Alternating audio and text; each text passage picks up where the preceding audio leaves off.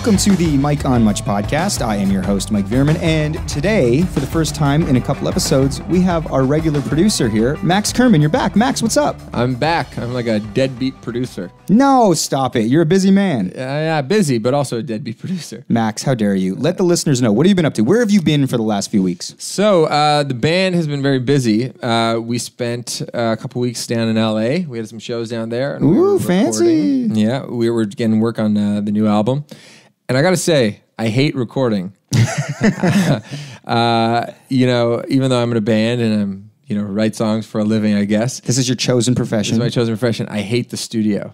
It's so tedious. Yeah. And everybody can't stand me in the studio, especially because I'm just like, are we done yet? Are we done yet? I just want to get to the point where I'm in my car and the song comes on the radio. Yes. I don't want to do any of the other work to get us there. Actually, I'm in the middle of recording right now at down the street in Toronto. This is a fact. Max, who has been recording this album, the Arkells' fourth album. Yeah, whenever that comes out. Whenever it comes out. And you're in the middle of recording right now, and you're texting, you're like, hey, let's do this, let's squeeze it in. And Uber just dropped him off out front, and then from here, he needs to go. I got to go right back. There's horn players waiting to lay down their parts. Is that true? No, seriously, it's trtrue.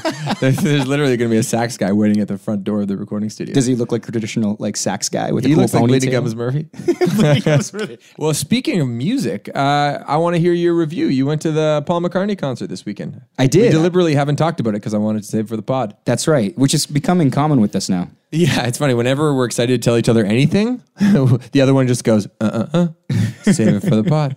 I did. I saw Paul McCartney. I'm kind of curious about the demographics of a Paul McCartney show because I was cruising through Instagram on Saturday and there was a Disclosure show. And Disclosure's like the hottest sort of like dance electronic music. This show was happening at the same time as Paul McCartney. Yeah, and so there's a bunch of sort of like 21-year-old girls on drugs, like, losing their mind. What was the crowd like at the ACC? It was a bunch of 51-year-old people on drugs losing their mind. No, I'm kidding. His fans are older, they're Beatles fans. But the thing about Paul McCartney and the Beatles is they literally hit every demographic. But at this particular Toronto show, it was an older crowd for sure. Actually, right in the middle of the floor was Bubbles from Trailer Park Boys. Really? Absolutely. With his girlfriend. And he didn't have his Bubbles glasses on. So he wasn't as recognizable. But here's the thing. Somehow they worked something out with the ACC where I think they were shooting something for Trailer Park Boys. So dude comes up with kind of one of those DSLRs and the lights, and then Bubbles puts his glasses on and starts performing, watching the show sort of deal. Oh, wow. So they shot a mini segment for something there. That'd be weird if Paul McCartney was really into the Trailer Park Boys. It's I wasn't expecting Paul's a vegan and an activist, exactly. But he loves Trailer. What's weird? Our producer, one of the guys we've worked with, Tony Hoffer, who's this little LA hipster producer man, he loves Trailer Park Boys. It always surprises me when people who aren't tread carefully, Max. People love the show. People love the show. That's but McCartney was amazing, and I felt I said to myself a couple years ago, I'm if Paul ever comes around again to Toronto, no matter what the cost, I'm going to this show. I've been a lifelong Beatles fan since before I could walk. I obsessed. I've got a John Lennon lyric tattooed on my chest. I'm the fact that Paul was coming, I needed to go. That being said, Ringo's been to Casino Rama about 17 times in that 2-year span, and I've taken a pass. But that's different. Yeah. What were your favorite songs of the night? There were so many sort of, Max. You know what? I looked through the set list because somebody posted it on my Facebook. And it was incredible. It was the last 4 songs before he even got to the encore, I know. which was he did 2 loaded encore. He did two loaded encores. The last 4 songs were 2 loaded encores, 1 loaded mic, singing every lyric. It was a dream, Max. Oh, man. It reminds me, actually, I remember when you saw Bruce a couple years ago, and you were telling stories of that. It was a lot like that. Did you cry? Yeah, I did. Here's the thing. It got a little misty for me when he got into Let It Be. Now, here's the thing. I've heard Let It Be a million times. It's never really moved me. I mean, I recognize that it's this sort of wonderful ballad and it means a lot to a lot of people. But why Let It Be got to me is because there was a moment, and I was about 2 of those big ACC buckets of beer in, and Paul sits down at the piano and he starts playing Let It Be.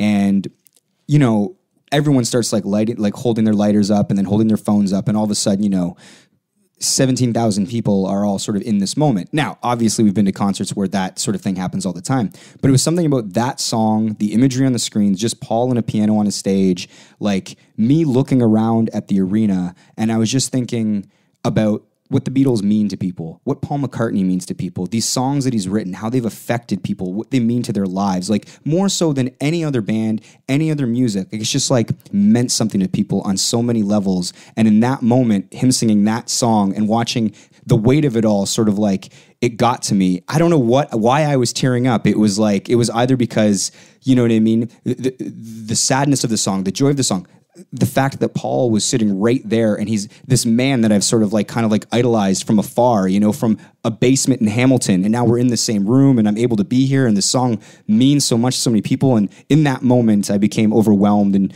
tears were streaming down my face, and I felt like that's amazing. You know what? That's so cool. And there is definitely something you said for the power of the crowd. And that happened to me at the Springsteen show on like 3 songs probably.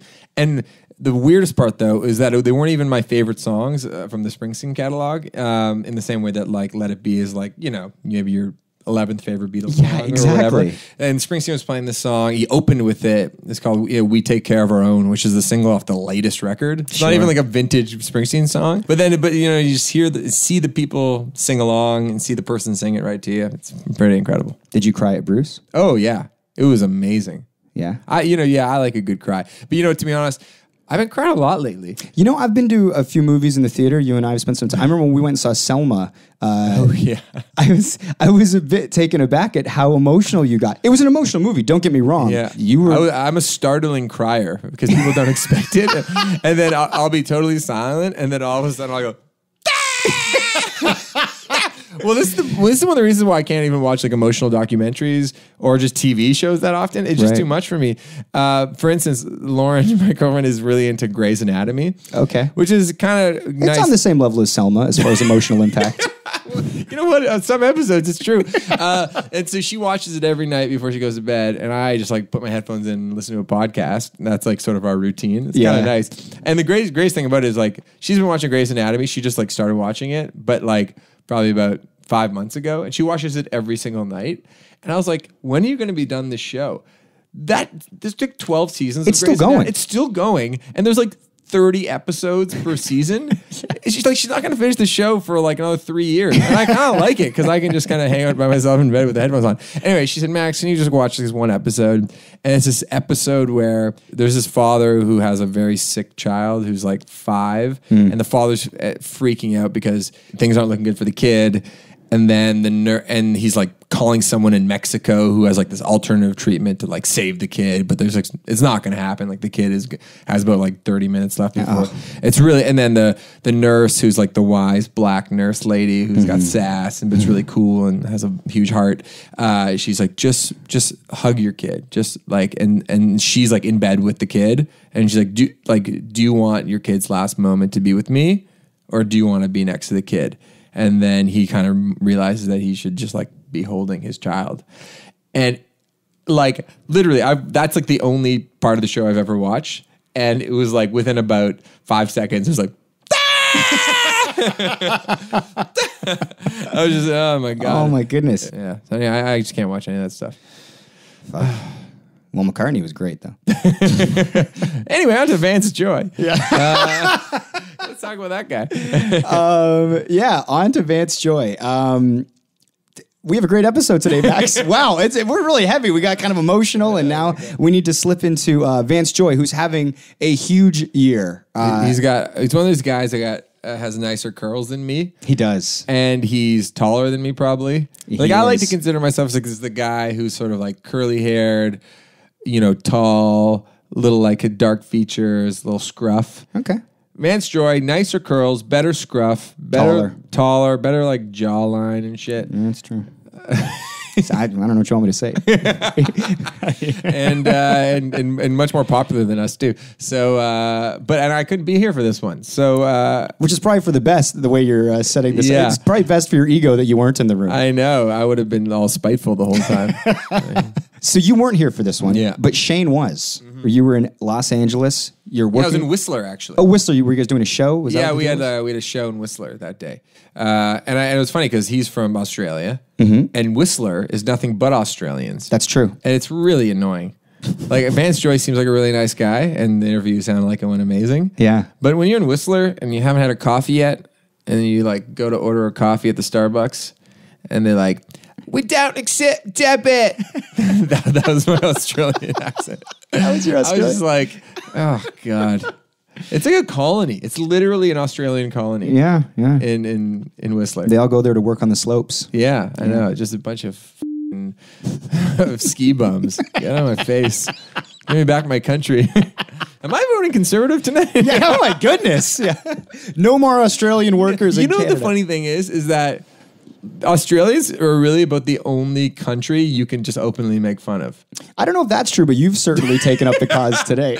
No, but really. This is one Australian, though, that was very nice, Vance Joy. I know you guys hit it off. Yeah, he was really charming. He's a big fan of movies, so we connected on that. He's having a huge year. He's opening for Taylor Swift all over the place. We talked a bit about that, what it's like to have a huge hit like Riptide, what his day looks like, what his favorite Jim Carrey movie is. We talked about it all, Max. Was it Liar Liar? It wasn't. What was it? Well, let's get to You know what, Max? I'm not telling you. You have to listen to this interview. How you been? Well, very well, thank you. Yeah, you've sort of been on this crazy whirlwind. Yeah, it's been busy. I've played a bunch of shows. I think I did 200 shows last year. I think this year we'll probably only do about 150.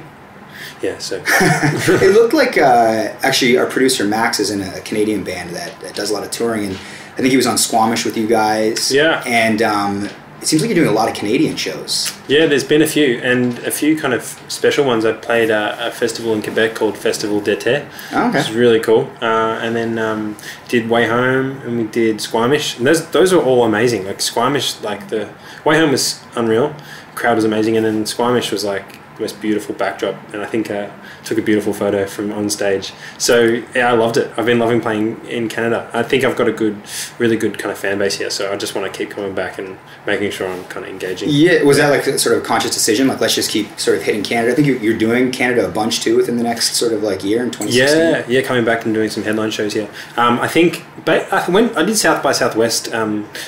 And I went there in 2013 for the first time, and I met my agent, and he was like, and we were like, we really want to do something in Canada, and he was like, okay, cool. And we kind of, I guess, from that day, we kind of planned a bunch of shows, and yeah, it's been amazing. I'm so glad that it worked out well, because I really enjoy coming here. So I'm glad there's actually, a reason to keep coming back. Right. So I guess just sort of starting off, the name Vance Joy comes from a book. Yeah. And your album's from a Lennon lyric. Yeah. What kind of books and music did you have around the house growing up? I had a variety. I think I had Ben Folds 5. It was in Dad's car. Yeah. Forever and Ever Amen. I had a guy called Paul Kelly, who's an Australian folk singer-songwriter, who's a bit like Australia's version of Bruce Springsteen or Bob Dylan or something like that. But he's obviously unique to himself, but the same kind of legacy, the same kind of importance in Australian music. And then books. It took me a while to get into books. My mum's an English teacher, so I should have been more receptive, but it took me a while to kind of accept reading. But now I'm enjoying reading a lot. But at school, I think, growing up, it was, my parents would read to me like Oliver Twist and all that stuff, and then I just did the books we had to read at school, which I was grudgingly reading. The mandatory stuff? The mandatory stuff. And now I just feel like it's awesome to just choose books. I'm reading the new Jonathan Franzen book, Purity, which I'm loving. I'm going to finish it when I get back home to the hotel tonight. What did your dad do? You said your mom's an English teacher? Mom's English teacher. My dad was a teacher for a bit, then he moved into working on software and computers. But then, and he's also, I think he's a really creative guy. Like he kind of was interested in acting and did a bunch of acting when he was younger.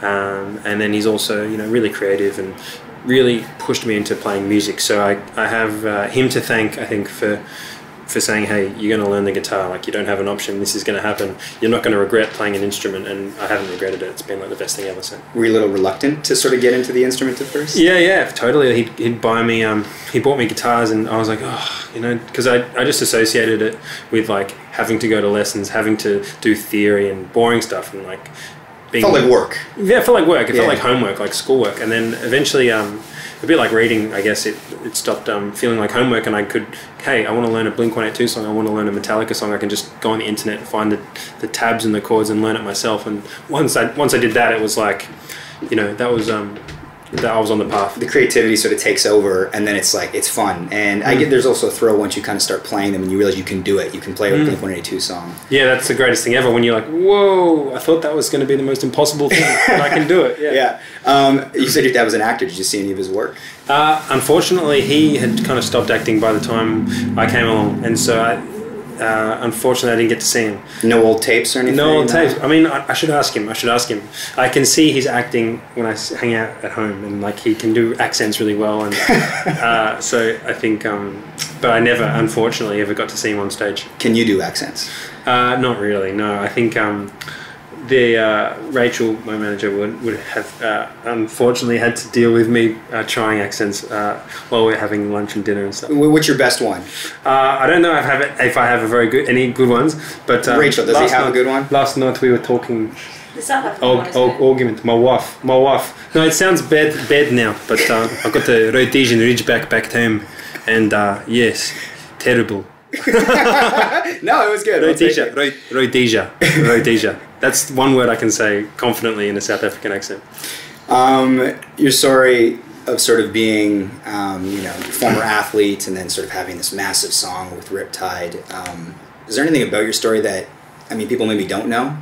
I think that like it's funny the first few interviews I ever did, I guess I gave that explanation of what I'd been up to, which was playing football and studying, and so I often talk about that stuff. But I think often my ability as a footballer probably gets it sounds like I was better than I was, because it's like professional. It's like I played like semi-professionally, which was like I got paid $100 a week, and I was never going to be a top level player unless I had a different brain. I think if I had a sportsman's brain that's like can just do it and do everything necessary and make all the sacrifices, then I would have done it. But things that people don't know about me, I think most of the things are kind of on my Instagram, but I went through a rollerblading phase. I like rollerblading, which I kind of realize isn't very cool. And then another not cool thing is that I know I've seen the whole of Buffy, the Vampire Slayer, from season 1 to season 7. Sarah Michelle Gellar. So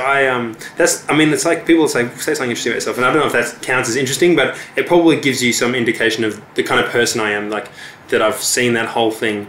On a Sunday afternoon, you might watch some Buffy and then go have a rollerblade. Yeah, exactly. So that kind of like it creates a good kind of balance between like, wait, was he really good at football, or was he like just watching Buffy? So I think that kind of creates more of a real picture. Do you remember your last sort of part-time job before you started doing this full-time? I worked as a gardener. I had a few jobs, and I was always a bad employee. I was a bad waiter. I was a bad bottle shop person because I just hated doing stuff. But I had a job as a gardener for 5 years, and I loved it. I would mow people's lawns and cut their trees, and had a really fun team. And I would get morning tea would be like cakes and cups of coffee and tea from old ladies, and we'd just sit and talk and hopefully extend that break for as long as we could. So that was a great job. I loved it. Being on this Taylor Swift tour is kind of this massive sort of undertaking. Like, what does a day on that tour look like, a show day? It depends. Like, it can be really busy, especially in some of the big kind of places. Like here, we're going to play 2 massive shows here. So I think it's basically a lot of people running around. Like it's a huge production team, lots of buses. So things just being built, like lots of ants just like crawling around building stuff. And then when it gets to the show, it's kind of, we've done quite a few. We've done like 54 shows. So it really is just like a routine, and we kind of get there. We kind of go to stage at our perfect exact time, go on stage, play for exactly half an hour, get off stage. Then I go out and watch some of Taylor's show, and she usually, she plays a big place. She'll bring out like a special guest. That's what I was going to say. She's bringing out these people. Do they show up for rehearsal? Do you sort of see that during the day, like, Mick Jagger's going to come on? Or yeah, sometimes. Like I was in Houston, and she brought out Wiz Khalifa, and so I saw them just going through their kind of like their spots, and they're walking in the catwalk, and it's kind of like, exactly as you're going to see it, but without that extra bit of enthusiasm. And then, so you can see that, and then the special guest will kind of just go back to their little spot and they'll do their thing, and they'll kind of stay in their backstage room.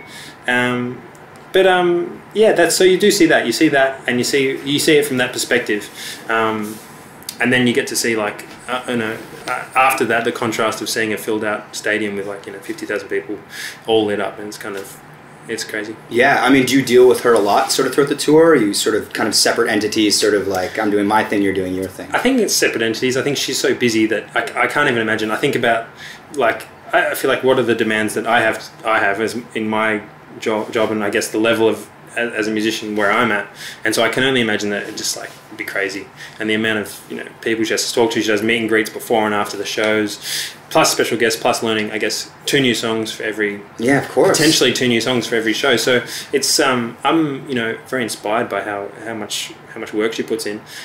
So yeah, when I do see her, it's usually pretty brief. I was going to say, like, seeing that kind of work ethic, are you sort of taking notes? I mean, actually being an athlete, I mean, do you equate sort of the prep that goes into that, with the prep that goes into sort of playing a live show and the sort of everyday grind? Yeah, totally. I think initially I was just kind of chilling out. I was like, oh, well, I'm not an athlete. I'm just playing music, so I don't need to be fit and all that kind of stuff. But now it's like you wake up, you want to wake up a bit, ahead of when you're going to have to sing, and you got to warm up your voice. And so for her, I see, just an amazing attention to detail, and she must be kind of almost like, I would assume, like kind of fanatical about her preparation. So.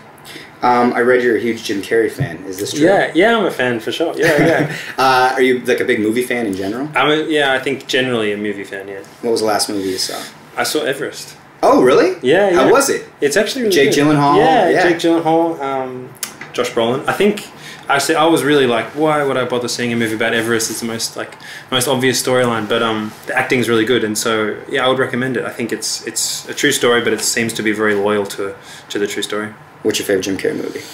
Favorite Jim Carrey movie? Wow, that's a hard one. What was the first thing? I mean, Dumb and Dumber is pretty amazing, and then I guess do you have to say some kind of serious? What's like a serious Jim Carrey movie? There's The Truman Show. Truman Show. Wow, Eternal Sunshine of the Spotless Mind. So those 2. Truman Show, I think, is incredible. Shane, our co-producer, is the biggest Dumb and Dumber fan I think I've ever met. The best movie. Yeah, it's such a good movie. Yeah. Mike doesn't like it. I'm not a huge fan. That's I was fine. like Ace Ventura, The Mask, and then Dumb and Dumber left me a little cold. Yeah. It's a big point of contention between Shane and I. Yeah. Well, Ace Ventura, you know what? I think Ace Ventura, the first one, I think is one of the best ones as well, for sure. Like the scene with the soundproof glass, like that whole scene, I'm just like, that's the best. Yeah, absolutely. It's a classic. I guess another thing, just getting back to sort of music, as you sort of get bigger and bigger and sort of ride this massive wave, there might be pressure to sort of like do co-writes, like I know, Taylor and other artists do co-writes. One, how do you feel about co-writing? And two, like, would you be open to working with like the Max Martin or somebody like that? I like the idea. I think I've had some great experiences with co-writing, so and also some experiences where I've been like, oh, maybe it's not for me. So I think you learn something about yourself from doing it, and a good thing is that maybe you don't want to use a song for yourself, so use it for someone else.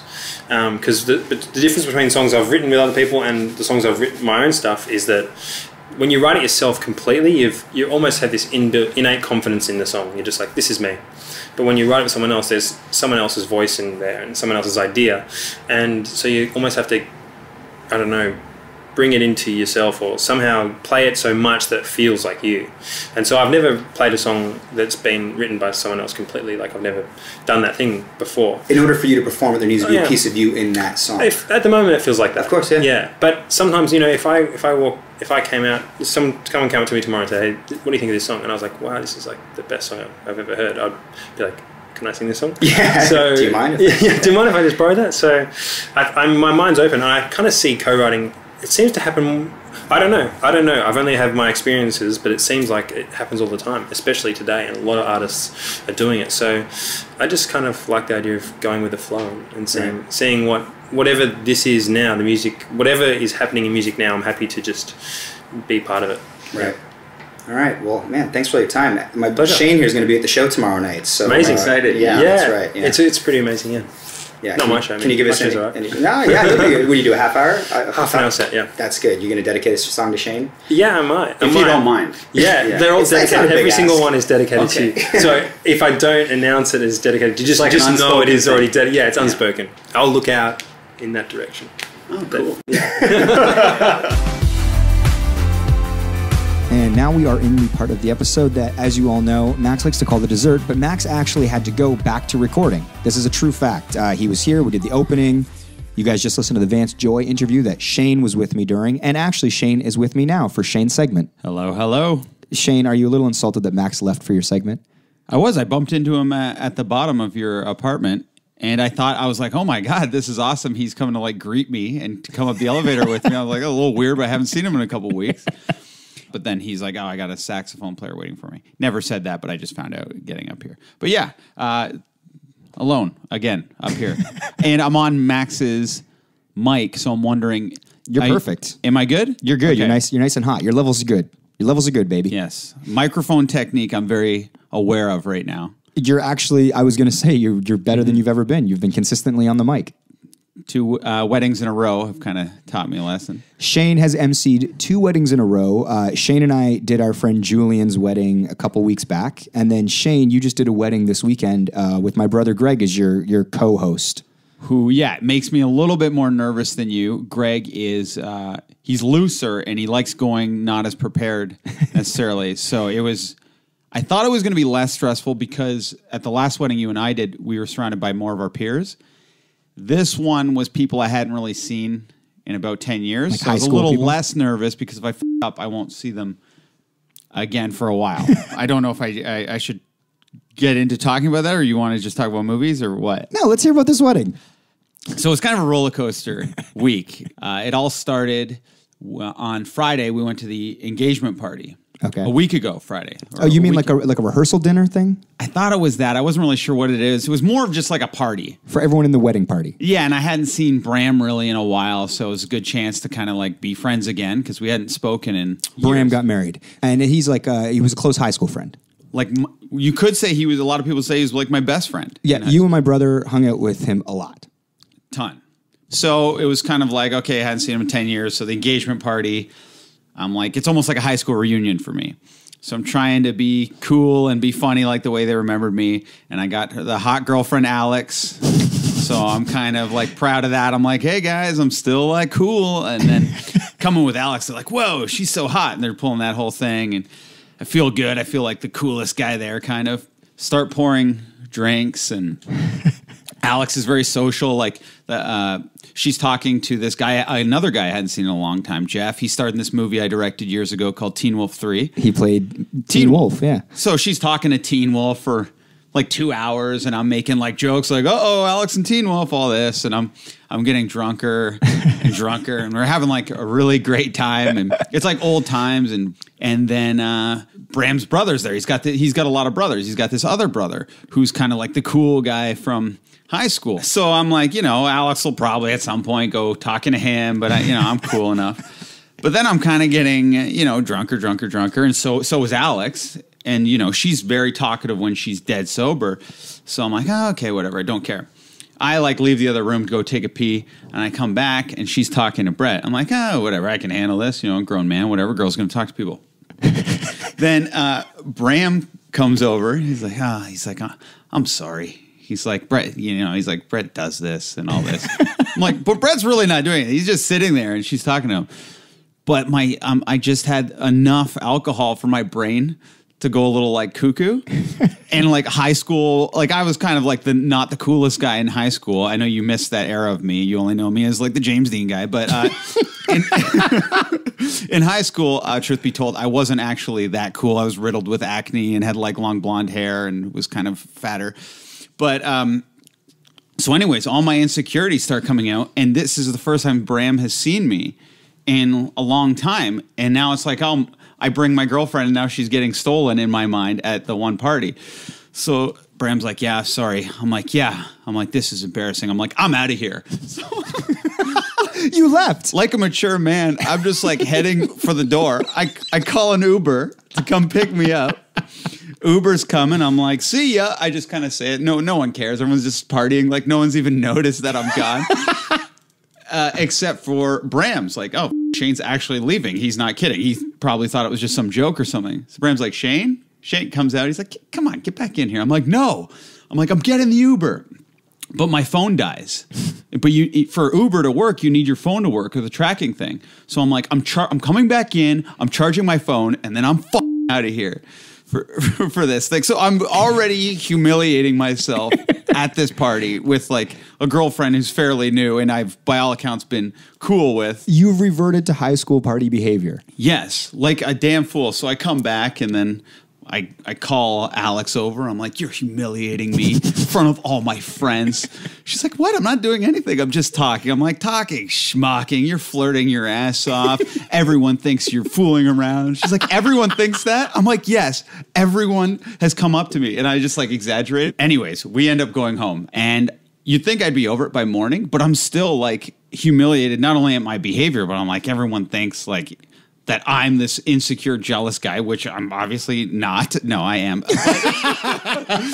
And two, that what if they actually think Alex was? Because Brett has such a reputation and they don't necessarily know. So I'm wondering all these things. So I was like, once I cooled down, I was like, listen, Alex, you know, I'm sorry, but it's more like how it looks than you didn't really do anything wrong per se. I don't think. And, you know, it's optically, it just looks bad for you to be talking to someone like that who is, you know, attractive and all that. It just looks worse. Optically, they're like, oh, Shane's lost the girl. So she's like, yeah, I understand. She was like so nice about it. It made me feel so guilty. How nice she was. She didn't get mad at me or saying I was overreacting or anything. She was just apologetic. So I feel like a total asshole week. And then just to tie the story together in an odd twist, after the MC gig, I'm feeling very good, drinking. I go to the bar. These girls come up to me, and then I'm talking to them for like 2 hours, just like yakety yak. And then Alex comes over to me, and she's like the least jealous person in the world, but she's like, oh, this girl came up to me and told me I should go talk to you because, you were talking to these girls for so long. And then I just see the hypocrisy in the whole thing, and I'm just like, shit. So the lesson is be careful what you do because, you know, you end up being a hypocrite if you've got too many crazy convictions. But it was just hilarious how in that whole week it all came full circle, and I got mad at her. I'm just like, no, optically it looks bad, okay? You're talking to like an attractive person for 2 hours alone, and then I ended up doing it at the actual wedding. Right. Everyone. So, yeah. And the two girls that you were talking to, did you hook up with them? Yeah, I f***ed the shit out of them. Yeah. Ain't don't count. You know, that old bumper sticker I had in my driving days. Yep. That's it. That's all. That is our episode. I would like to thank our guest, Vance Joy. I'd like to thank Max for showing up after 2 episodes of being away. I'd like to thank Shane for coming on. Shane's here for the closing. How's it going, Shane? Pretty well. How'd you feel about that episode? I really wanted Max in the room. You can follow us at Mike on Much on Twitter and Instagram. All of the artwork for the Mike on Much podcast is done by Jenna Gregory at jennasdoodles.com. The Mike on Much podcast is produced by Max Kerman, and when he's not here, Shane Cunningham. I do nothing.